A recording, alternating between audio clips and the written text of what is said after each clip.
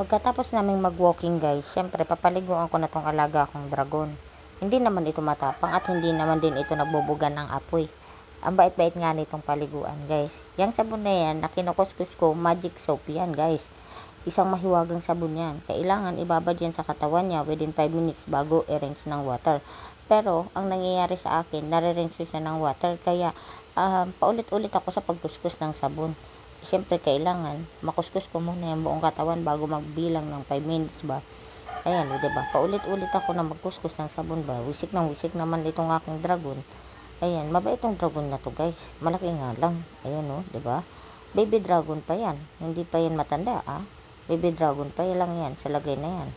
Ang kapal ngayon ng balahibo nitong baby dragon. Kasi wala nga akong bala kasi na pa-i-groom siya guys. Kasi nga, ang hirap maghanap ng groomer dito ng dragon. Kaya yan. Last kasi na pinag-groom ko siya guys dati. Na-stress siya. Kaya wag na lang pagupitan kaysa ma-stress pa siya. Wag na lang.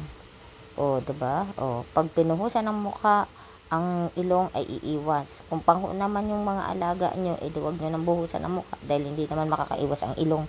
Ang gawin nyo na lang, kayo ng basa kayo ng towel at punasan nyo yung mukha. Bumabaho kasi yan guys, lalo na kung may tear stain sila. Mabaho yan. Ikaw ba naman? Sige nga, muta. Tapos, nakalagay sa mukha mo. Hindi ba mabaho? Yan, pupuan natin. Linisin natin ang pokelya, ang puwet dahil lagi baga nagbibibi maghapon. Lagi baga nagpupupo, diba? Kaya yan wigwig ng wigwig tong aking dragon. Ayan mabait naman ito guys. Hindi naman nga ako nahihirapan magpaligo dito sa aking dragon. Mabuti nga lang hindi lumilipad siya. Ang iba-iba kasi ayaw magpaligo, 'di ba? Ito pag sinabihan mo ito maliligo, diretso ito guys sa CR tong dragon na to. 'Di ba? Tapos na kami. Pupunta naman kami sa upuan. Automatic naman 'yan. Upo siya sa upuan. Pero syempre, magmamap muna ako at baka ako guys ang matapiso dito, baka ako madulas. Sobrang daming tubig. Ayan, simula na ako ng pagpunas sa dragon.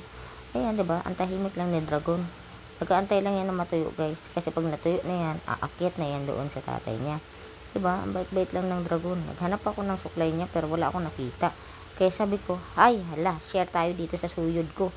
Ayan, nung umuwi akong Bicol guys, feeling ko may kuto ako. Nagbili ako ng suyod at saka shampoo na pang kuto. Pero wala naman pala guys, wala naman pala. Ano ko lang pala, imagination ko lang. Ito na, siya nga ang sinuyudan ko. Tinignan kung may kuto ba siya. Okay, bye.